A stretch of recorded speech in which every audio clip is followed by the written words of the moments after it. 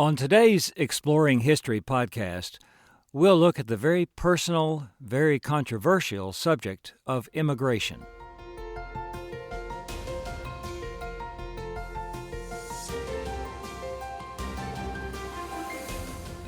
Welcome to Exploring History with Ray Notgrass, a production of Notgrass History.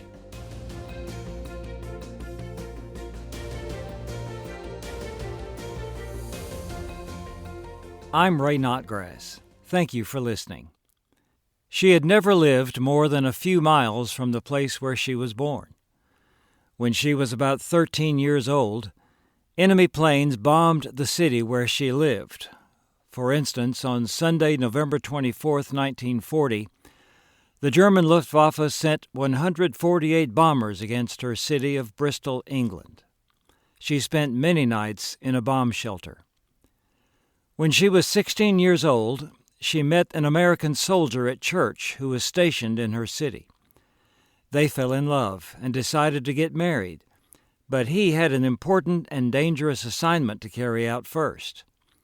He was part of the huge American contingent of soldiers who crossed the English Channel in Operation Overlord, usually called the D-Day invasion, in June of 1944. He crossed the Channel the day after D-Day. Finally, in April of 1945, her fiancé was able to return to England for them to be married. But after a brief honeymoon, he had to return to his unit that was still deployed in Europe. When the war ended, he was shipped back to the United States, but she had to wait for months to join her new husband. The American government wanted to get the soldiers home first, and only then did the thousands of women in her situation have their transportation arranged. Finally, she boarded a ship and sailed for her new country thousands of miles away. After she arrived at an American port, the young bride and her husband then made the long journey by car to her new hometown. So at the age of 18, she was an immigrant, missing her family and getting adjusted to the ways of her new country. Several years later, she became an American citizen, in a process that followed the laws that were in effect at the time. She only saw her family and her home country a few more times in her life. The soldier was my dad, Wesley Notgrass, and the woman was Joan Kathleen May Clark Notgrass, my mother. I am the son of an immigrant.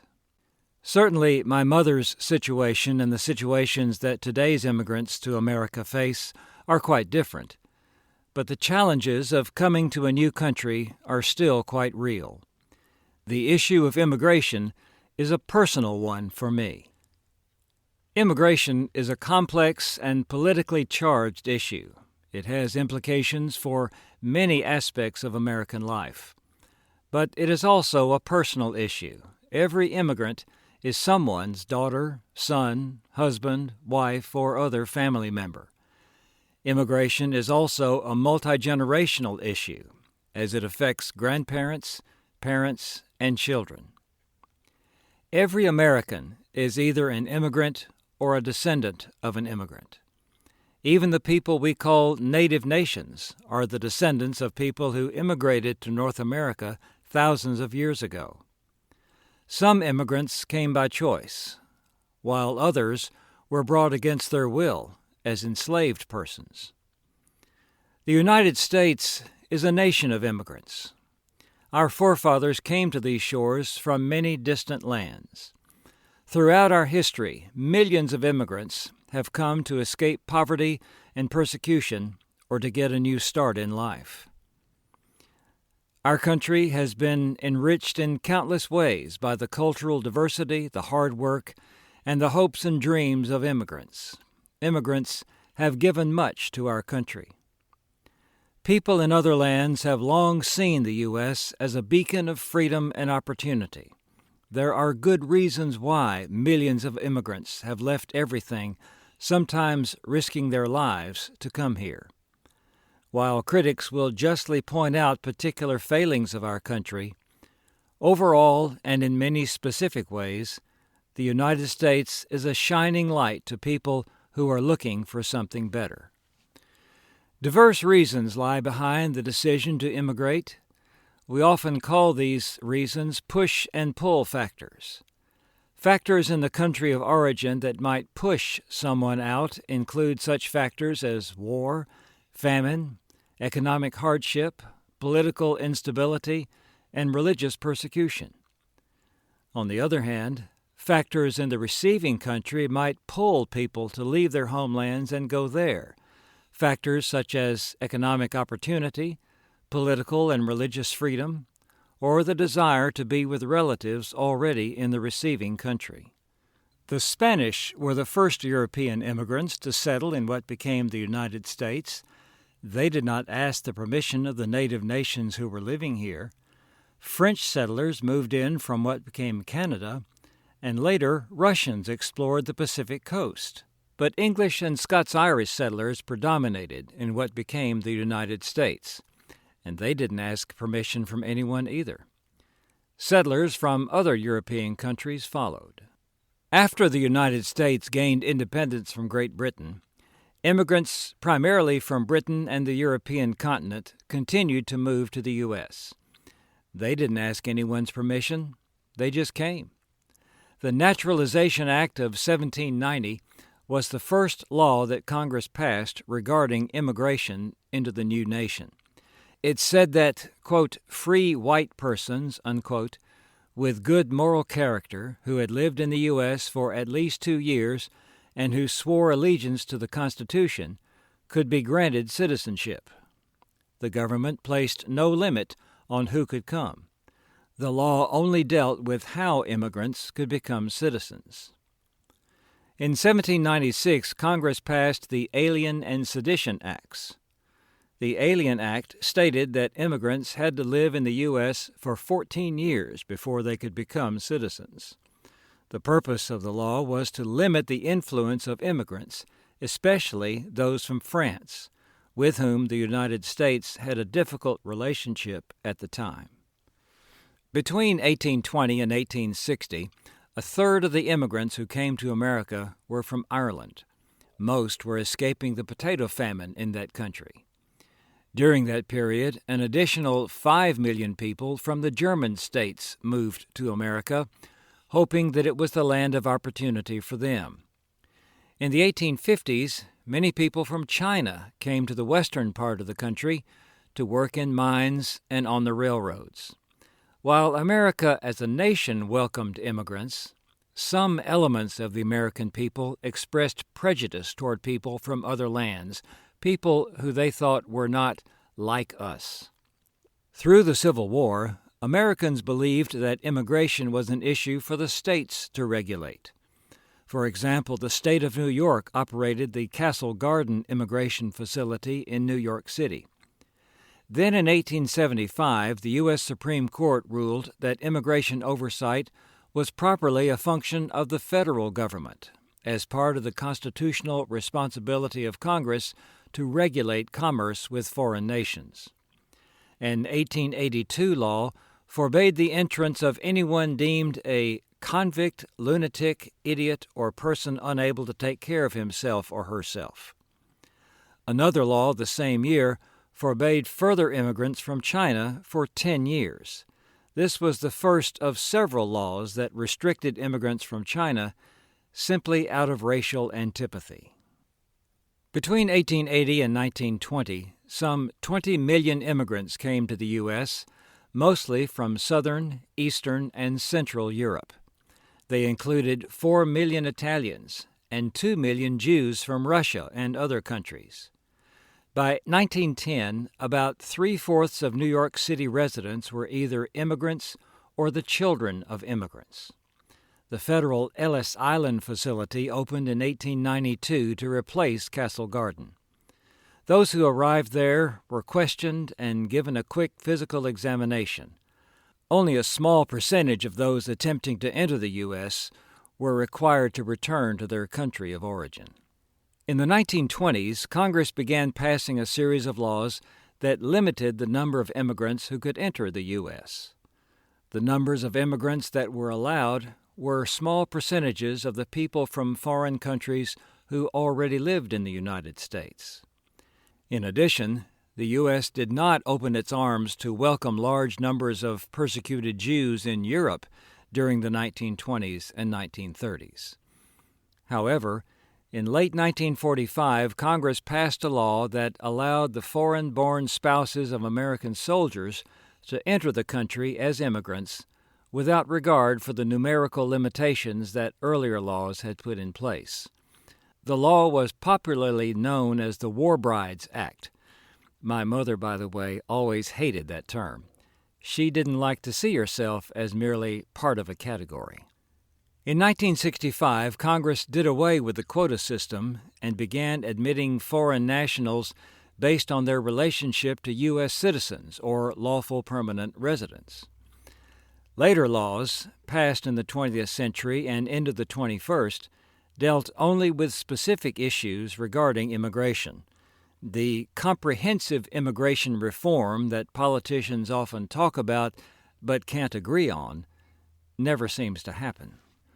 The current immigration policy of the United States has 4 stated goals: the reunification of families, admitting immigrants who have skills needed in the U.S., protecting refugees who are people fleeing danger in another country, and the admission of immigrants from countries underrepresented among immigrants to the U.S. in recent years.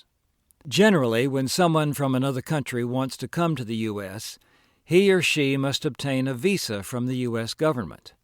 A visa is a permission placed in that person's passport.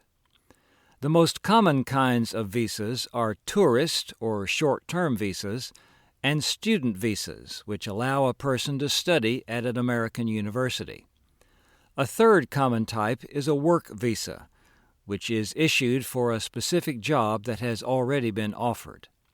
The U.S. government issues about 140,000 work visas per year. Visa applicants must provide personal information and must go through a background check. Approval for a visa can take 30 days if no questions or problems arise. More complicated situations require a longer time. The U.S. issued over 6 million tourist and short-term visas in 2022. A large share of graduate students in university departments of science, computer science, and engineering hold student visas. Almost half of the workforce in Silicon Valley is foreign-born. Another kind of visa is a permanent visa, which allows a person eventually to become a permanent resident of the U.S. Current policy allows for the U.S. to issue 675,000 permanent visas per year. No more than 7% of these can be to people from one country. No limit is placed on the number of visas that can be issued for the spouses, parents, or children under 18 of American citizens. Each year, the President and Congress work out the number of refugees who can be admitted that year. Refugees do not count against the total immigration count. People who are admitted to the United States with a permanent visa can, after a period of time, apply to become a lawful permanent resident, LPR, or green card holder. The entire process from applying for a green card to receiving one usually takes about 2 to 3 years. The U.S. government issues about 1 million green cards each year. Mexico is the country of origin for the largest number of those who apply for lawful permanent resident status. Other countries that supply a large number of applicants for green cards are India, the Dominican Republic, the Philippines, the People's Republic of China, and Cuba. Green card holders may enlist in the U.S. military.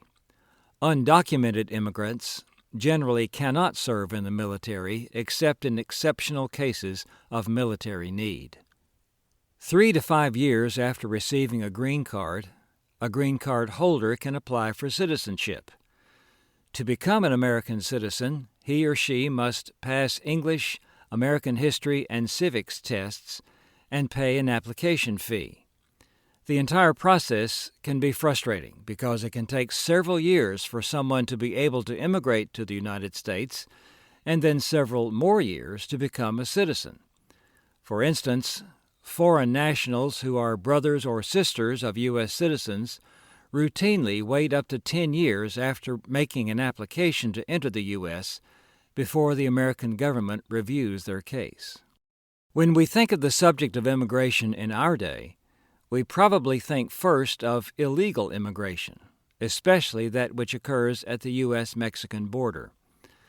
The crisis of illegal immigration, also called undocumented immigrants, that we face in the United States has been building for several years. It is an extremely complicated issue, one that involves security, economics, law, and justice. Security is involved because some people have come to the United States illegally and done us harm. It is an economic issue because many illegal immigrants have come to the United States to work and as a result have had an impact on our economy. The ongoing immigration issue involves the law because, for whatever reason, the laws of our country have not been consistently enforced. Finally, immigration is a crisis of justice because people who play by the rules often have to wait for years before they are permitted to come, while some of those who break the rules come and live here with impunity. Immigration involves governments on all levels, national, state, and local. The federal government is responsible for establishing and enforcing immigration policy and attempting to make sure that terrorists and criminals do not gain entry into our country. State governments provide services that illegal immigrants want and need. Local governments have to deal with sometimes crowded housing conditions and with law enforcement issues that arise due to the activities of some illegal immigrants. Enforcing immigration law is an overwhelming job, but ignoring the problem or failing to act only makes matters worse. It's hard to describe a typical day at the U.S. border with Mexico since policies and practices change from time to time, but the following narrative is how it has been in recent years. Every day, thousands of hopeful immigrants come to border checkpoints wanting to enter the United States. Many have waited in Mexico for days to be able to enter. However, this does not mean that thousands of illegal immigrants enter the United States and disappear into the countryside every day. Most of these would-be immigrants ask for asylum in the U.S. because of difficult or inhumane conditions in their countries of origin. Overworked U.S. Border Patrol officials must consider their claims before approving them or not approving them. The officials question them, then give most of them a date to appear before an asylum judge who will hear their case. Meanwhile, they wait for a longer time. Some stay in overcrowded detention centers for a time, while others are released into the United States. These people might not show up for their court date. Some asylum seekers do not receive a court date, but are simply released. It can take as long as 4 years for cases to be heard. Meanwhile, the asylum seekers find work in the United States. If U.S. officials find reason to deny their claim, the would-be immigrants can face a fine for their attempt. Some are sent back to their country of origin and cannot try to enter the U.S. again for several years. Some detainees escape from the detention centers and disappear into the U.S. In 2022, an estimated 50,000 getaways entered the United States every month. Some aspiring immigrants attempt to enter the States several times. If they are caught, they face fines and penalties. Border officials also have to investigate claims of kinship to American citizens that would-be immigrants make. If this sounds like a chaotic situation at the border, it is. In addition to the problems of overcrowding at the border and inconsistent enforcement of immigration law, the current immigration situation gives rise to other problems. A small percentage of immigrants are criminals, spies, terrorists, or drug dealers. Some Americans hire undocumented workers, but most American employers do not hire undocumented immigrants. The work that undocumented immigrants perform does not, as a rule, keep Americans from working. These problem situations are relatively rare, but even a few of these troublesome situations are too many. Immigrants spread throughout the country and do not live only along the southern border. Immigrants work in many places, such as the potato fields of Idaho, the Christmas tree farms of North Carolina, and poultry processing plants in Arkansas. Cases occasionally come to light in which underage immigrants are forced to work in dangerous or unsanitary settings. In order to avoid people bringing the COVID-19 virus into the country, in March of 2020, the Trump administration announced the implementation of Title 42, which authorized the quick return of immigrants to their country of origin without the usual legal process. Federal officials utilized this rule over 3 million times during 2021 and 2022. Title 42 expired in May of 2023. There are many ways for someone to enter or stay in the United States as an undocumented immigrant. Such a person might skip his or her asylum hearing. They might walk away from a detention center. Some people cross the border illegally, away from official ports of entry. Occasionally, a large group of people who have paid someone to bring them into the United States is discovered in a tractor-trailer being smuggled into the country, sometimes with a tragic outcome. Some people enter the country legally with a valid visa, but then stay after their visa expires. The responsibility for the care, protection, and provision of services for immigrants falls largely on state and local governments, even though immigration policy is a federal responsibility. On a few occasions, Southern governors have sent busloads of immigrants to northern cities to highlight the burden that Southern states carry and to share the load of immigrant care with governments in the North.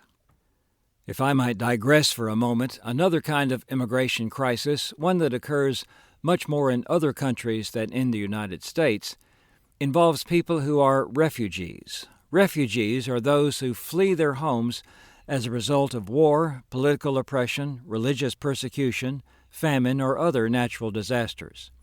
These refugees sometimes move to another part of their home country, but many leave their home country to live, at least temporarily, in another land. When refugees go to another country, they usually request political asylum. This is an official status that a person can request from a receiving country if he or she is being persecuted or fears persecution because of race, religion, nationality, membership in a particular group, or political opinion. They want and need to go somewhere.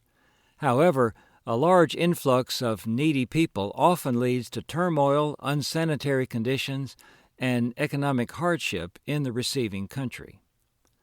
Some countries set up refugee camps where refugees might live for years before their appeal for asylum comes before a court. They always face the possibility of having their request for asylum denied and receiving an order to return to their country of origin. Around the world, millions of people live as refugees in difficult conditions. Refugees create an enormous burden on host countries to provide health care, schooling, food, and other basic needs. Refugees with vastly different beliefs and lifestyles can create tensions in the social fabric of receiving nations. Receiving countries also face the possibility of terrorists being among those seeking asylum. However, some Christians have seen refugees as people who need to be served with the love of God. Christians have also found that some people living in refugee camps are open to hearing the gospel of Christ. As we have indicated, immigration is a complicated issue. One big reason for this is that U.S. immigration law has not been enforced effectively for many years. Here are some major issues that the American government should address. 1. How can we secure the borders so as not to add to the problems we already have? Some have proposed building a wall, and several hundred miles of walls have been constructed. But people still manage to enter the U.S. illegally. 2. What do we do about the undocumented immigrants already in the country? The number of undocumented immigrants is difficult to determine, but an often repeated number is about 10 million. Some have proposed rounding them up and sending them back to their countries of origin, but this seems like an impossible task. Other people have proposed providing them a pathway to citizenship, but some see this as rewarding those who have broken the law, poorly enforced as it has been.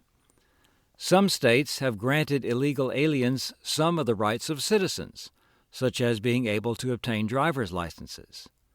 A few municipal governments have declared themselves to be sanctuary cities, which means that the city government has gone on record as saying they will not assist with the enforcement of federal immigration law. This seems to harken back to South Carolina's attempt to nullify federal law before the Civil War, but the status of sanctuary city has not been rejected by a court. 3. What should we do about the immigration of unaccompanied children, or the children of undocumented immigrants? This is an especially difficult question because children are so vulnerable in the immigration process. In 2012, the Obama administration announced a program called Deferred Action for Childhood Arrivals, DACA, under which certain undocumented youth would not be deported. Children applying under the program had to be younger than 16 and meet other requirements. The program has met legal challenges in federal court, but the program continues on a limited basis. A law has been before Congress for years called the Development, Relief, and Education for Alien Minors Bill, or the DREAM Bill. It has passed the House but not the Senate. Children who would be affected have been called dreamers. Thus, the status of child immigrants is still unsettled. 4. Are birthright citizenship and chain migration good policies? The doctrine of birthright citizenship holds that any child born within the United States or who has one parent who is a U.S. citizen is granted citizenship at birth. The 14th Amendment governs this right.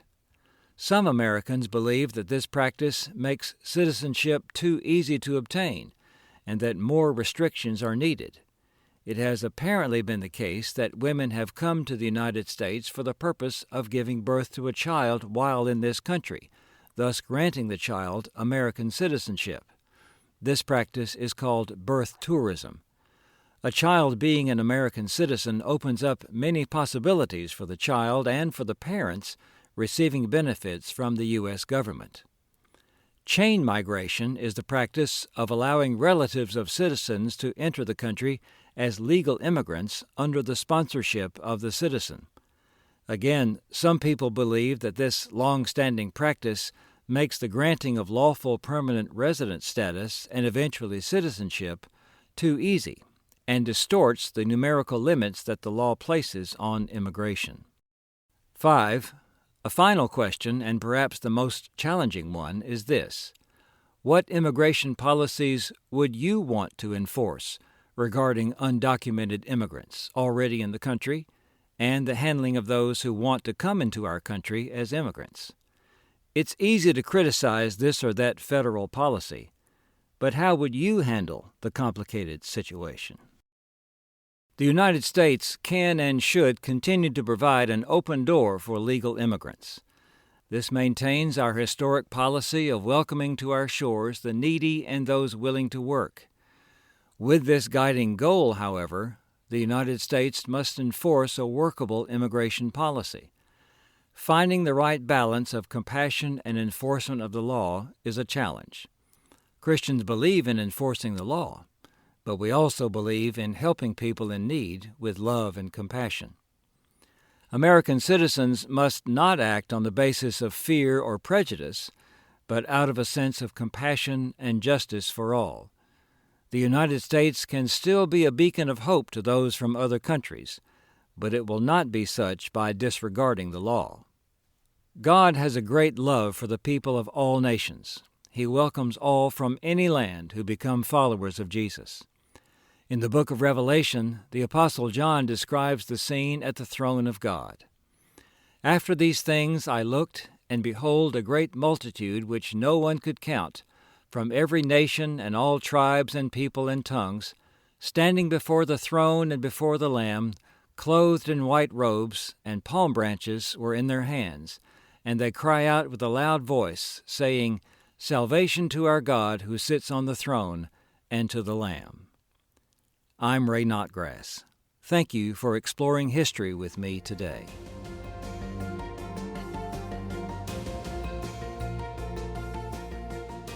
This has been Exploring History with Ray Notgrass, a production of Notgrass History. Be sure to subscribe to the podcast in your favorite podcast app, and please leave a rating and review so that we can reach more people with our episodes. If you want to learn about new homeschool resources and opportunities from Notgrass History, you can sign up for our email newsletter at exploringhistorypodcast.com. This program was produced by me, Titus Anderson. Thanks for listening.